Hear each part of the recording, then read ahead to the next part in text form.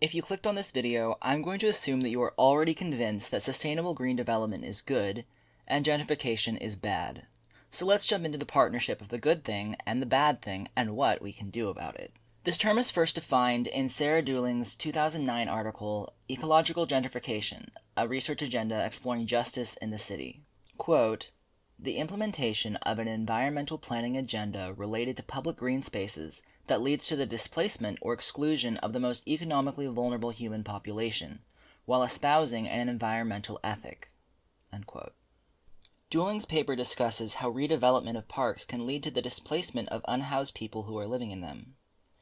However, most of the following work that adopted the term and definition focuses on the displacement of low-income housed people living in urban areas caused by any revitalization or development which includes an environmental or sustainability-oriented aspect, and this is what I will focus on.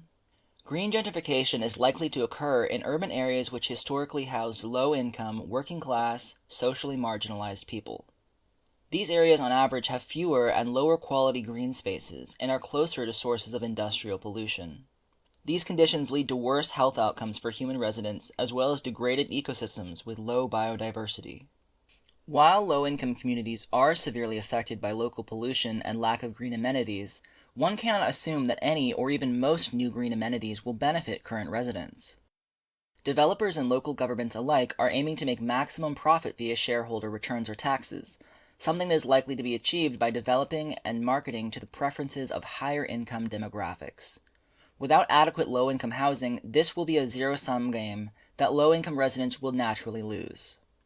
Urban city centers, which are readily accessible on bike, foot, and public transportation, have recently become highly desirable places to live for educated, higher-income professionals who are sustainability-oriented. The influx of wealthier residents to an area causes upward pressure on the cost of living.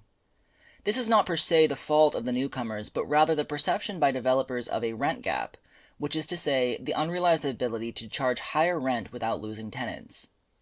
Sudden large increases in living expenses, especially rent, leads to the displacement of current residents who will be forced to move further away and may be unable to access the transportation that they were previously relying on. Let's look at a specific example now. Gentrification in Barcelona following the 1992 Olympics. In the wake of Franco's dictatorship, Spain's public infrastructure was severely lacking. The newly democratic government set out to perform revitalization projects. In the early 80s, these projects were oriented towards responding to public social needs, especially parks for public meeting and play spaces. A good example of this is Joan Miró Park, built in 1983. However, this orientation changed in 1986 when Barcelona was chosen for the 1992 Olympics. After this point, the development of public green spaces was shifted towards creating spaces for sports and tourism, and local residents were no longer consulted about design and placement of amenities. This trend increased even more following the international attention from the Olympics. The study analyzed the following variables in areas of Barcelona where new parks were added between 1992 and 2008: household incomes, numbers of residents with a bachelor's degree, and percentage of increase of new immigrants from the global north and global south. Household incomes in working-class areas near the city center saw greater increases around park perimeters than the district as a whole. Percentages of residents with a bachelor's degree increased around perimeters. Percentages of immigrants increased from both the global north and global south. However, global north immigrants increased at a higher rate relative to the area as a whole. One park further from the city center saw an increase in lower-income residents and residents from the global south. Based on this, the authors conclude that new green spaces are more likely to cause gentrification when they are nearby other desirable amenities. Let's look at some solutions now. Affordable housing initiatives are key to mitigating displacement of low-income residents, and these need to be implemented early, before the development has increased the market value of land. These can take many forms, from leveraging federal programs such as Section 8 and emergency rental assistance, partnering with nonprofits, and legislatively ensuring adequate supply of low-income housing around new developments.